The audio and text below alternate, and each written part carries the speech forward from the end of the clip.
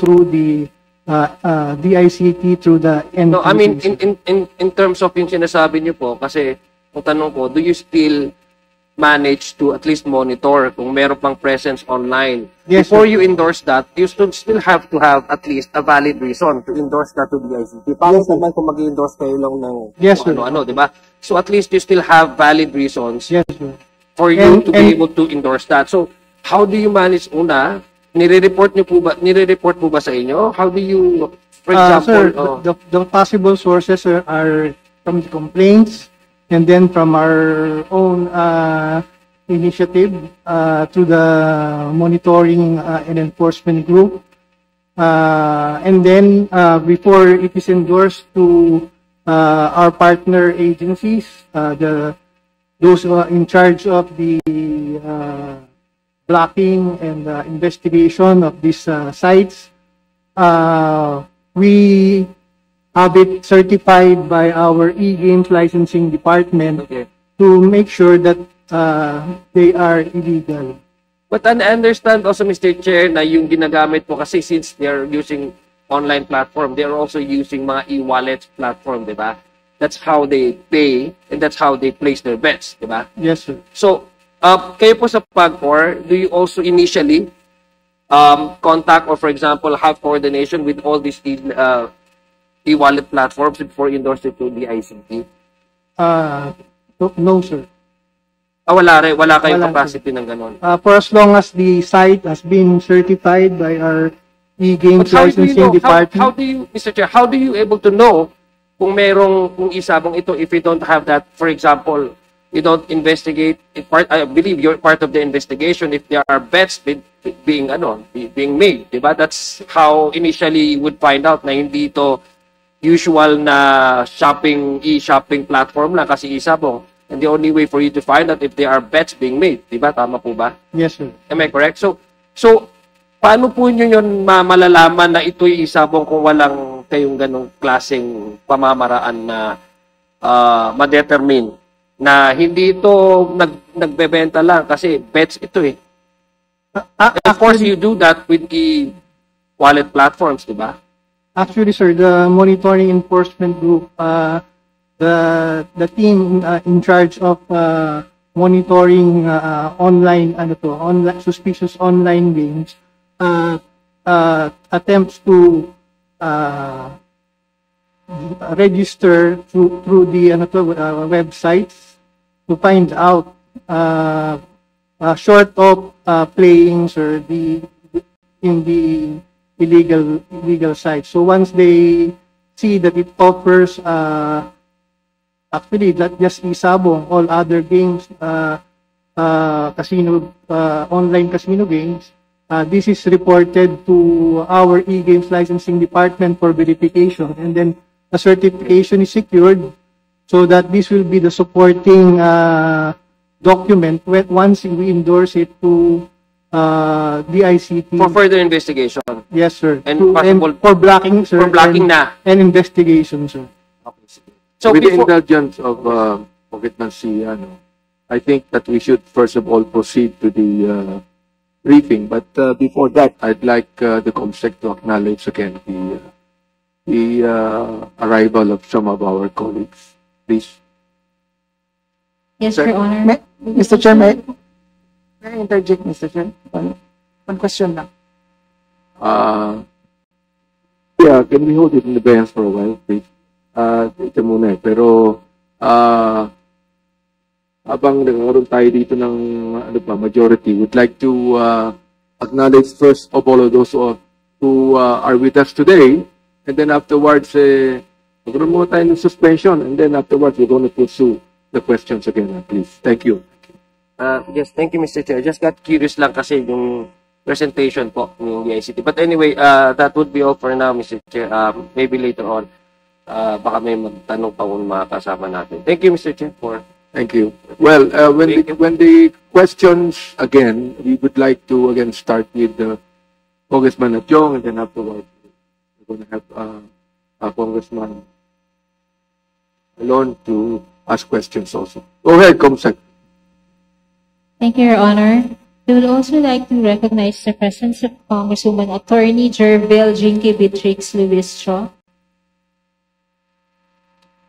Congressman Presley C. De Jesus, and Congresswoman Leila M. Delina.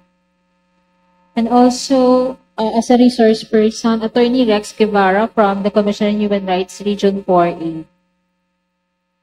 And, Congressman Terry L. Ridon. Okay. Oh. A copy of this, no, to our colleagues. Binigyan po kayo ng kopya ng rules of procedure, no?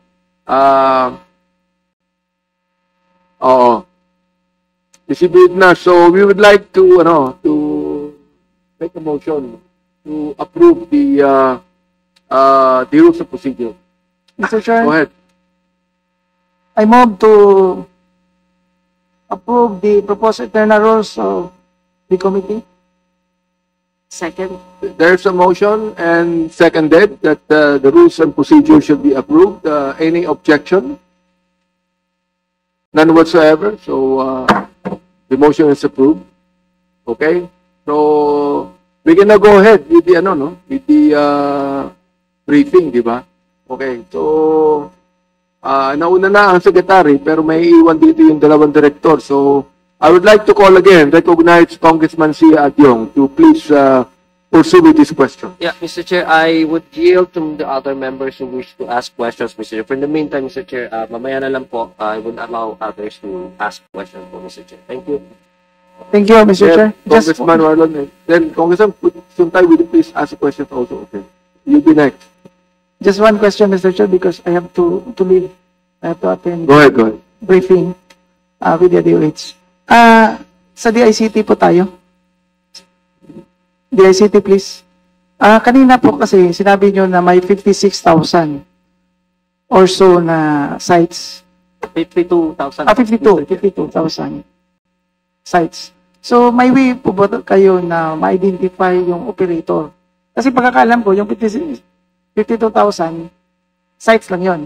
So, possibly kasi there are only few people who handles with this. So, ito siguro ang mas maganda nating ma-identify o ma-locate. Kasi kung ma-identify natin yan, ma-locate na din, pwedeng mawala na sila totally. May way po ba tayo? Mr. Chair, yun po kasi yun po may sa tingin ko po sa pakikipagtulungan po ng mga law enforcement, katulad po ng PNP, ng DILG, magagawa naman po 'yon. Para lang po maisalagay sa konteksto yung papel na ginagampanan po ng DICT. Ang pangunahin po naming pananagutan, Mr. Chair, Your Honors, pagdating po sa amin nung listahan, i-block na po namin. Sa bahagi naman po ng Cybercrime Investigation and Coordinating Center, dahil meron naman po kami mga digital forensics tools, at dahil ang primary implementer din po kasi ng batas patungkol dito, Mr. Chair, Your Honors, ay the Philippine National Police at DILG, kami po ay handang tumulong sa kanila patungkol po halimbawa sa further investigation, Mr. Chair, Your Honors.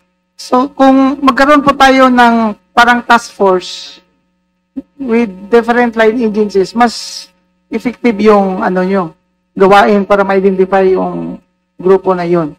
Opo, Mr. Chair, Your Honors. So, that's all, Mr. Chair. And thank you very much to our Vice Chairman for allowing me to interject. Mr. Chair, if I may.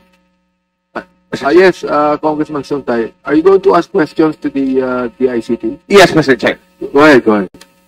Yes, thank you very much, Mr. Chair. Through you, Director Alvin mentioned earlier that there are around 52,000 sites operating illegally, and that what they do is they try to monitor the sites and have them closed. As you mentioned earlier, the way you monitor it is meron kayong mga tao na pinapa-register doon sa site. And marami na kayong sites na napasara, pero as you mentioned earlier, also, marami rin nagbubukas pagkatapos pasara. Tama ba? Yes, Mr. Chair. May pamamaraan din po sila, Mr. Chair, na tangi sa internet, pumapasok na po sila doon sa mga messaging platforms, Mr. Chair. Halimbawa po, PG, Telegram. Tapos magre-recruit na po sila ng mga players. Tapos sarado po yung grupo na yun. Mahirap mapasok unless na meron pong papasok. Tama, nagaling sa inyo. Now, what's the process? Now, may nakapasok kayong tao. How does coordination work between you, PAGCOR, the PNP? Because it's one thing closing the sites. How many arrests have been made with regards to the operations of online sabog? Mr. Chair, paumanhin po, subalit yung mga figures po kasi na yun, nasa law enforcement. Wala ho ba kayong coordination, Director Alvin? Yun pong hindi na po namin sa ngayon, Mr. Chair, namo-monitor readily yun pong apprehension patungkol po doon sa... Mr. Chair, the reason that I ask is, it's one thing closing the sites. It's another thing stopping the operation. Kagaya kasi ng sinabi nyo, okay, close nyo yung site, magpapalit lang ng, magbubukas lang ng bagong site. Kasi kung hindi hinuhuli yung operator, talagang palipat-lipat lang ng site yan. So, kailangan may arrest. That's why, yun yung pinaka-importante. Arrests being made. And, I'm just curious, Mr. Chair, bakit walang data with regards to arrest being made? Because that's the most important thing that we should have. It's the arrests. Mr. Chair, Yes, Director Rosilio. Mr. Chair, I think yung isang naging problema po talaga natin is the very nature of internet. Yung mga gumagawa po ng mga online illegal... The very nature of the internet. Yes po. Sige, ano yun? Internet offers anonymity to users. So, yung mga criminal ho natin are using these technologies. May virtual private network po sila. Meron po silang anonymity tools para hindi naman po sila makikilala. And most of these online sabong platforms are actually hosted outside of the Philippines. Pagkatapos yung hosting pa po, meron ding anonymity po yun. So kung sakaling nandun ka sa GoDaddy, ang GoDaddy hindi naman po, if you are hosted with, under GoDaddy, hindi naman siya palaging nagko-cooperate sa law enforcement po. Okay, with the indulgence of consent tayo, no? Hindi pa naman kayo aalis, di ba? Yes po. Mamaya pa kayo, si Secretary Aguda lang. Opo. Alright, now, can we just listen first of all to the presentation of the resource speakers here? And afterwards, we're going to ask questions to them. Pwede? Mr. Chair, can you go back to me after the presentation? Yes, I'll go back to you. Okay. Thank you very much, Mr. So, Comsec, will you please call on now on the others resource speakers here so they could be able to present their statement? Go ahead, Comsec. Yes, so, Your Honor, may we request the representative from Department of Justice, Assistant Secretary Eliseo Cruz. Thank you, sir. The committee chairperson, Benvenido M. Abante Jr., honorable members of the House Committee on Human Rights, our colleagues from the other national government agencies, representatives from the Commission on Human Rights, members of the media, and most importantly, the families of the missing Sabongeros who are watching now. Good afternoon. I'm Assistant Secretary Eliseo D.C. Cruz of the DOJ Law Enforcement Cluster, respectfully appearing before you on behalf of the Department of Justice. The disappearances of the missing Sabongeros shall never be put in vain, for they are fathers, sons, brothers, and friends whose absence has left enduring pain.